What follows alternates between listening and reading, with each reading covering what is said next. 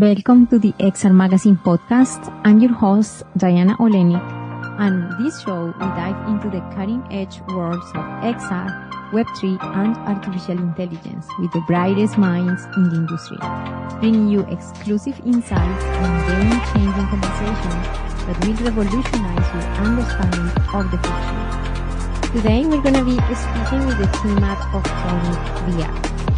Octonic VR is a group of gamers, VR pioneers, and fitness enthusiasts who are passionate about bringing virtual reality to fitness.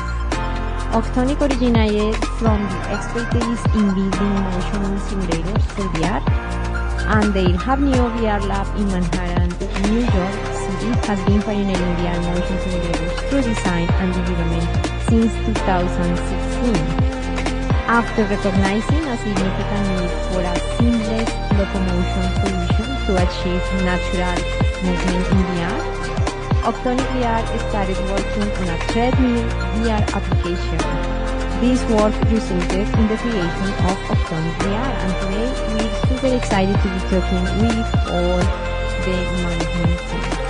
I can't wait to begin. Let's do it. Thank you so much for being here today. We have this beautiful presence of the team at Octonic VR today. I'd like to start by saying, hey team, how is everything going right now in New York? Hi Diana, we're very happy to be here with you. And yeah, it's going well. It's actually quite good weather today. No rain, surprisingly. Still not as hot as we would want it, but hopefully it's going to be better by Saturday. Yeah, that's amazing. Thank you so much. Yeah, I live in Canada, and after a very, very long winter, now we have a very nice weather to go outside, walk, and actually go walking to the gym to perform workouts.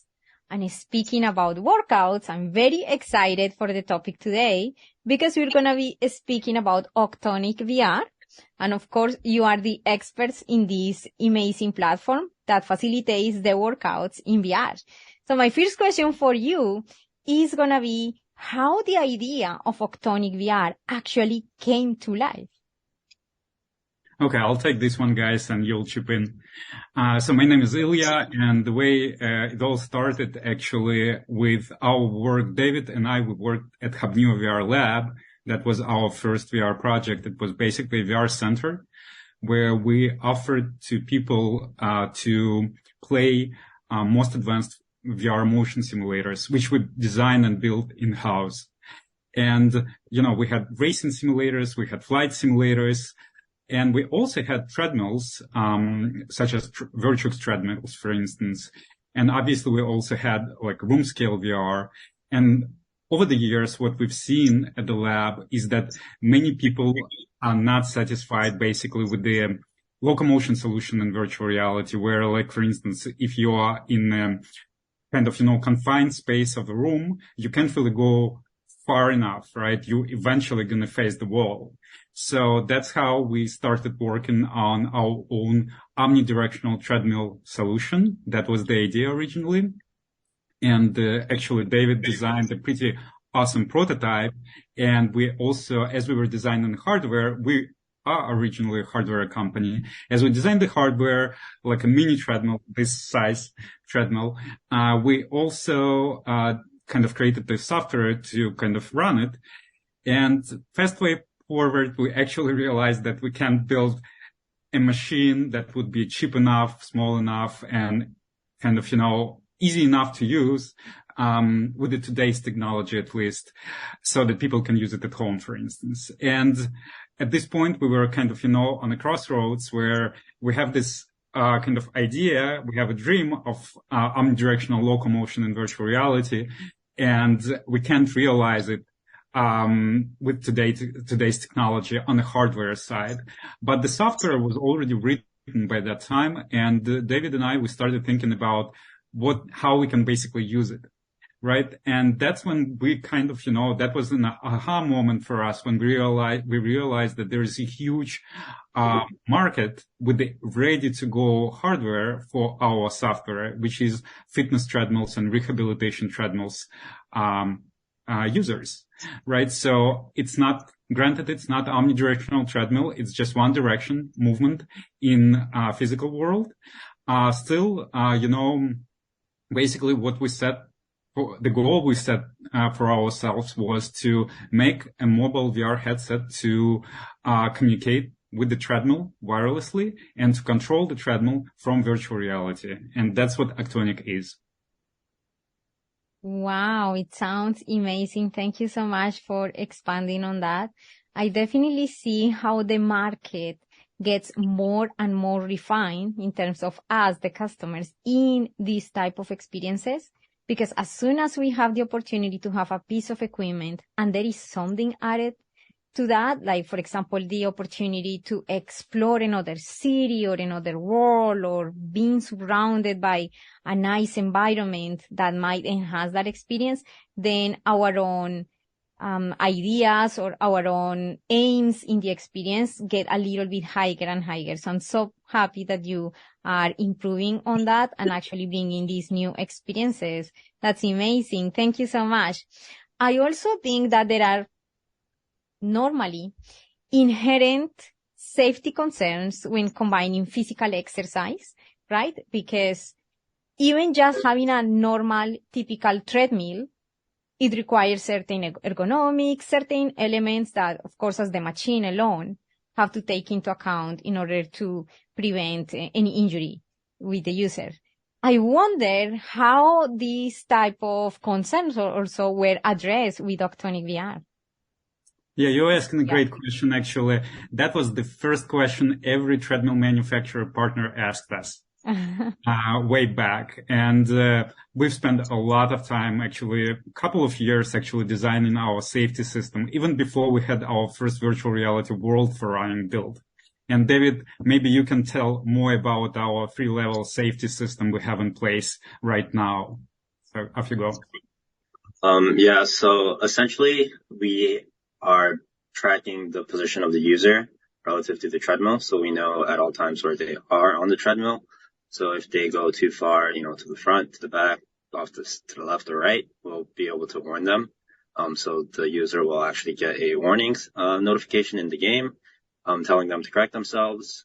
And in addition to that, we do also have a pass-through box that the user will be able to set up, and they can adjust it so that it can show their whole treadmill. It's like in like a mixed reality kind of view. So you'll be able to see your real life treadmill in the game that we have. And we also have a mini avatar that is in front of the user, so that they don't have to look down all the time or look at the treadmill, which kind of serves as a reference point. It depicts where the user is relatively on the treadmill, so they can kind of have the avatar in their peripheral vision as a reference point to correct themselves.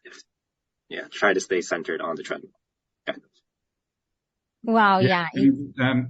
Just to add to it, right? So the mini avatar is on a treadmill, on a mini treadmill. So pretty much you see yourself, the mini replica of yourself running on a treadmill right in front of you. And as for pass-through view, mixed reality view, David was talking about, the amazing thing about this specific, edition is that not all the people are ready psychologically to run in virtual reality, right? That's the first kind of, concern many customers have. So, and we offer them as much as they want to kind of introduce back the real world in their experience if they want to. So they basically can adjust the view box as they want to see as little or as much of real world while running. Yeah, that's amazing. I actually was going to ask you about any MR experience, especially because now there are rumors of a potential headset coming to the market from Apple that might have MR capabilities. So I was wondering about that, but you just answered that. So thank you so much. Yeah, that would be amazing. If I have a treadmill at home and I want to enhance my experience, maybe feeling that I'm running in other places, desert or something like that, and that I am still able to perform as well in the same way with the normal treadmill and having an amazing experience. So thank you for explaining that. I think that that's very important for the users to know all the possibilities that are with Octonic, because when we say VR, we just think that is only VR, but actually there are other capabilities that the platform have available. So we were speaking about, the treadmill workouts, and that some people sometimes might feel a little bit hesitant to say, would I be ready to jump into a treadmill? And also considering that is VR, what would be some other potential applications beyond treadmill workouts that you could envision or that you might think about? Mm-hmm. So I guess Nahiyan is the best person to talk about it, and will add if needed. Yeah, definitely. And thanks again, Diana, for having us. We definitely see some medical implications when it comes to rehabilitation, with the use of the software. For instance, if people, are kind of rehabbing from an injury, our software can integrate with, various, treadmill-based platforms to help people recover and actually enjoy the physical therapy process. In addition to that, we kind of see this as a platform for, VR locomotion in general. So when people, will in the future walk through virtual environments, we can use our software and adapt it to those environments to help them actually, walk or run in place as they move through these environments without having them to actually physically move in the real world to actually, walk through these virtual environments. We also have, numerous sports-based, intentions and plans for the app. We hope to, host marathons and races, within the app and give people the opportunity to easily, compete, whether it's from their home or gym, against competitors across the world. David and Ilya, I don't know if you wanted to expand any of those or add, any more thoughts to that as well. Yeah, I'll just add a couple of more things. So the treadmill, treadmill running, right? It arguably is the hardest thing to implement in virtual reality. There are obviously other things, other fitness machines, which could be a great fit for virtual reality. And we already see many companies, not many, but a few companies in the industry experimenting with this machinery, right? Talking about rowing machines, bikes and things like that. So that's definitely a great horizontal expansion, which is a great potential for us. So that's one thing. There is also, Nahiyan kind of alluded to it. We recently introduced so-called run and place mode. Like, for instance, Diana, in case you don't have a treadmill at home, but you have it in the gym, right? So when you go to a gym, you use your treadmill in the gym. When you're at home, you still want to jump into this new world while, maybe outside it's a bad weather, right? So you jump into our world and you can actually run in place, and enjoy the VR worlds we've built. So the idea is you're still doing your cardio, you're still doing your locomotion, and at the same time, it's much more fun than just running in place and, staring at the wall. That's super interesting, because what would happen with the device? How does it work specifically? Yeah, that's a good question. Actually, there is a cool tracking technology that allows us to understand how fast you move. And I probably, leave it for David to give a little bit more insight into it. Well, essentially the tracking data for the headset is really precise. So we know how much you're moving and how fast you're moving. And essentially we're taking that data and converting it into, basically how fast you're moving in the game. So if you're moving fast in real life, you'll be moving fast in the game. Yeah. And it's actually working surprisingly well. There is still a manual adjustment we allow people to do in game, so that if somebody feels like, they're running in place, not at the speed they would want to run, they can always bump up or lower down the intensity of the experience. That's great. And in terms of the design, how do you manage to make this system to work comfortable if I am running outside, for example? So you mean by outside, you mean like on a treadmill or outside, like in real life outside? Like at the gym, let's say. At the gym? So it's pretty much, I guess, so the product is compatible with 99% of treadmills, right? First of all. So you come into gym, any treadmill you're going to use in a typical gym it's going to work, right? In terms of setting up the experience, setting up the view box we mentioned before, it will take you anywhere from 1 minute to 5 minutes, depending on how detailed you want to go, calibrating to make sure that, the direction is the same, the safety zone is set up and things like that. And from there, you are just running. It's pretty straightforward. Yeah, that sounds super exciting. I'm actually inviting right now anybody that is passionate about treadmill and this type of workouts to give it a try to experience how fun it is to use immersive technologies combined with regular traditional forms of exercise. I can definitely foresee not only treadmills, but other type of equipments and even a whole gym later on. So that's pretty exciting.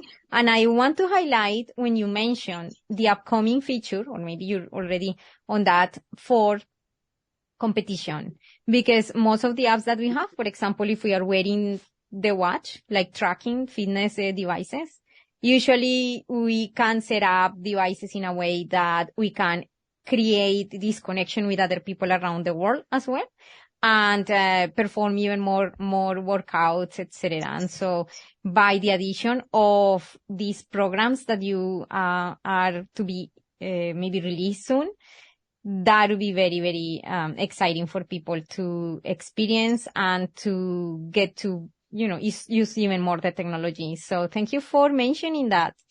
And moving a little bit on to the entrepreneurial side, which is pretty interesting. It's always, of course, a challenge. I wonder, how do you balance the need for commercial success with pushing the boundaries of XR tech, and speaking particularly about Octonic VR, your project? Mm-hmm. Well, I would say there is not much contradiction. Actually, I think one is pushing the other, at least in my experience. And I'll give you a good example. When we launched Octonic back in August as like a paid product of last year with Meta's App Lab, first of all, like the major feedback we were getting from people, guys, fix the UI UX. People were not happy with that. So we spent quite a significant time making sure it's all intuitive and easy to navigate, and people can set up fast and run in minutes. Then we got to next level where I'll shorten the story, but basically we right around March we started getting a lot of feedback from people that, guys, everything is great, but the worlds are not photorealistic, right? They're kind of gamified worlds. And we kept telling people, guys, you're asking us something that's not possible to do on mobile headset. We are not running a PC-based system here. As a result, photorealism you expect when you're actually going through the whole world, which is like very heavy in terms of computations is just not something we can do. So anyways, people kept saying the same thing, right, all over and over. And we were like, okay, any other ways how we can achieve that kind of realistic world on the one hand, and on the other hand, running it on mobile system. And to be honest, for the last 2 years, probably David and I, we've been kind of dreaming of this solution. And just a few months ago, we actually made this significant breakthrough in our kind of method approach to basically building the worlds. And we shifted to a completely new thing, which now allows us to basically run PC graphics kind of worlds on a mobile headset. So, as a matter of fact, we are launching our first close to realistic world tomorrow, and it's going to be pretty amazing. So, where I'm going with this, right? Our customers basically pushed us to kind of for something unrealistic. But apparently, if you think outside of the box, there are solutions that make customers happy and at the same time, help you to evolve from as a developer. Absolutely. That's what actually makes pushing the boundaries. The customers are always telling us what direction to go. And no matter if it's not built yet, we might have to find the solution somehow. And to be honest, I would be one of the first customers to tell you exactly the same. I've been trying different apps, and there is somehow, maybe I belong to a specific market segment where in certain age that we prefer photorealism. I personally prefer photorealism.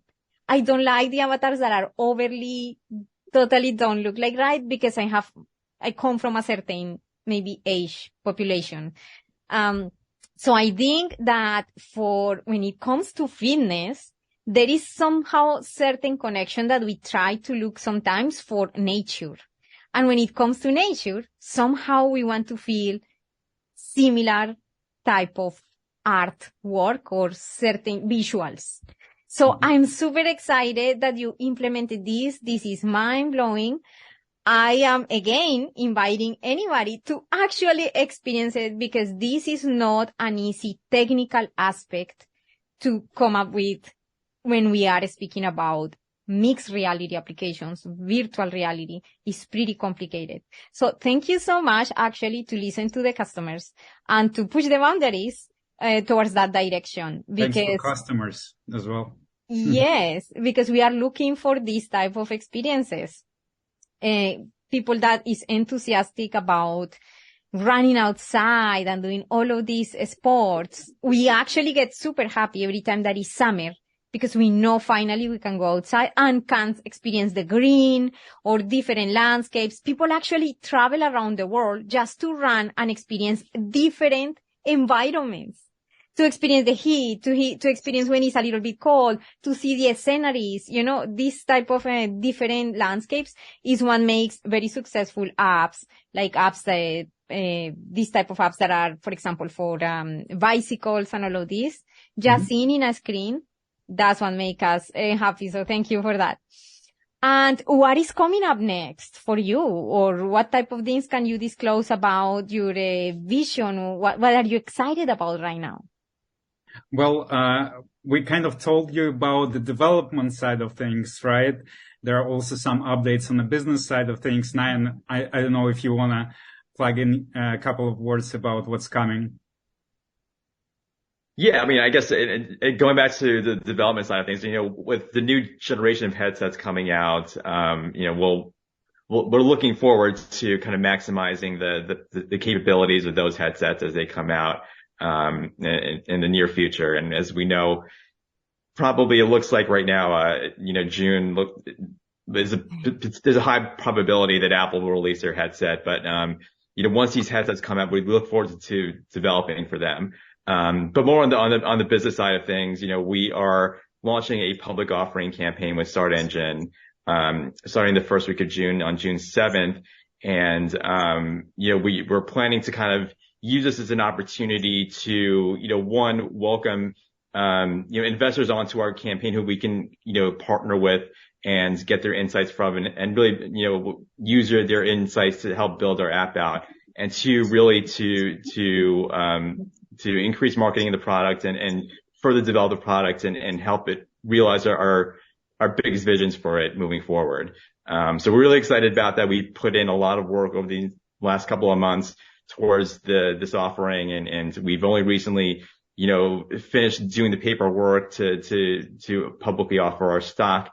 And we're really looking forward to the campaign starting on June 7th to help us really gather the resources to take this product to the next level. That sounds super exciting. And one last question for you, Nahiyan.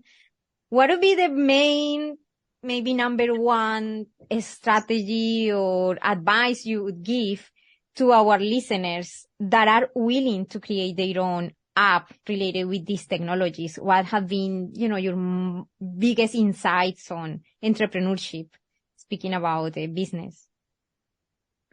Yeah, I think the biggest thing for people who are looking to kind of jump in, especially for the first time, is to really, just go and dive in. And, there's always so much thinking you can do about your product and strategy, but ultimately you have to start building. And once you start building, you start learning as you go along. And there are obviously resources out there in terms of learning the development skills. But the biggest thing, honestly, is just conceptually the most simplest, I think, is just to really dive in, get started, get iterating, and get, as we discussed earlier in the conversation, try to get insights from people who, outside of your team are using the app and you implement those insights as you kind of build the app going forward. Mm-hmm. Yeah, thank you so much. Yes, definitely. There are many times that we say we don't have this amount of money, we don't have all of this knowledge, we don't have all of this. But if the project is good enough, maybe some people might feel interested as well to support the project. And there are many projects that actually are born out of volunteering type of contributions or, supporting type of contributions that are not necessarily all the time have to be in the traditional sense of raising right away $1 million to actually get started. That's not necessarily all the time the case. So I really appreciate your insight on actually by going through the mistakes, learning and maybe step by step, maybe growing in the process. Thank you so much. So if at this point there are any users, potential users or the listeners or even potential investors who want to reach out to you, how they can find you? So it's pretty easy, right? So obviously, people can email us on support@octonic.com, where they can also reach out to us directly. It's just first name @octonicvr.com. And we're pretty responsive on our social media channels. So Facebook is a great way to get in touch with us, even YouTube commenting and stuff. So all works. Oh, that's amazing. I always ask this at the end because I want to make sure that really we have covered everything. Is there anything else that you wish I had asked you today? Maybe perhaps there is something there that you'd like to touch on? I cannot come up with anything. Guys, David, you said the list. You should I think we're good. Yeah. Yeah, I guess one thing maybe, I'll like the question which I would ask, how are people actually able from different places around the world to actually run together right now in our app? And the answer is yes. Up to 8 people can actually join together in one session, right? And you see each other, you speak to each other, and you run through the same place in virtual reality while maybe being thousands of miles apart. And we're very excited about this multiplayer mode launched. And we only dream of expanding the number of people that can join in one session. Just back to what Nahiyan said about marathons and virtual reality. And obviously, we're really focused on releasing new worlds. And specifically to your point, Diana, nature worlds, because our customers really want to kind of almost like a substitute of the real world at their home or gym while the weather doesn't permit, or when they can't really go too far, they would rather stay home and actually get the same type of exercise and at the same time sightseeing. So I'm super excited about that because in the part of the world that I am, besides the fact that it's Canada, I have the feeling that I'm in one of the coldest place possible in Canada. So if Canada is already cold, I'm in the coldest, which is Winnipeg. It's in the middle of the country, and it's super windy because it's the prairies, and the winter, in my own feeling, lasts 6 months. Imagine how much I miss exercising, because I like to exercise a lot. I go to the gym every day. And not being able to experience nature when I come from a country, maybe you can see by my accent, where being outside is a given every day. But here I cannot do it. In the winter, there are temperatures of -30, sometimes -40. And, the sky sometimes is a little bit dark and you don't feel it, right? Yeah, But with this technology, you will feel that you see at least the light of the sun again, right? And it brings you psychologically another mood. Because that is psychologically like. Many people, I think, joined virtual reality, started with virtual reality because of the fitness aspect of it, right? And you mentioned that, people expect photorealism because many non-gamers actually got into virtual reality because of fitness, right? Because of all these limitations you just mentioned. And I guess our goal as developers, for the whole community of developers, is just get to this point where we can kind of, evolve and build these realistic experiences so that people can actually feel like they're there with their friends as well. Yeah. And finally, I like to highlight this important aspect that you mentioned. For me, the main and most successful uses of these type of technologies are when there are remote aspects where maybe I am dealing with a injury or something that doesn't allow me to travel to another country, but still thanks to this technology, I can experience it. So just to summarize, when I can meet other people around the world and I don't necessarily have to be physically there, I think that this is super powerful. So beyond gaming experiences, which I know that is part of some experiences, I think that these ones are very powerful, specifically speaking about business-wise. So yeah, super excited. I'm going to confess that I can't wait for this new device to come to the market. Hopefully the device from Apple. I'm a number user from Apple. And I think that everything that they create is so purposely done very well that I wear the watch, like fitness watch. For me, it's important to track every day what I am doing and all of these things. So I think that I see a lot of potential for your app to be in this platform as well and to capture the attention of many users that really want to have world-class experiences like Octonic VR. Any final thoughts that you'd like to add, or we're all good now? No final thoughts from me. I already said too much, I think. That's amazing. I think it has been an incredible conversation. It's always real and raw. And these are the brilliant minds, plus all the rest of the team behind Octonic VR. And today we had an amazing talk onto the ins, outs, the journey, and everything about Octonic VR, and even what is coming up. So I really encourage you to go and check Octonic VR, give it a try. And of course, if you have any feedback, to contact the developers, because this is the only thing that makes them create and iterate even better experiences for everyone.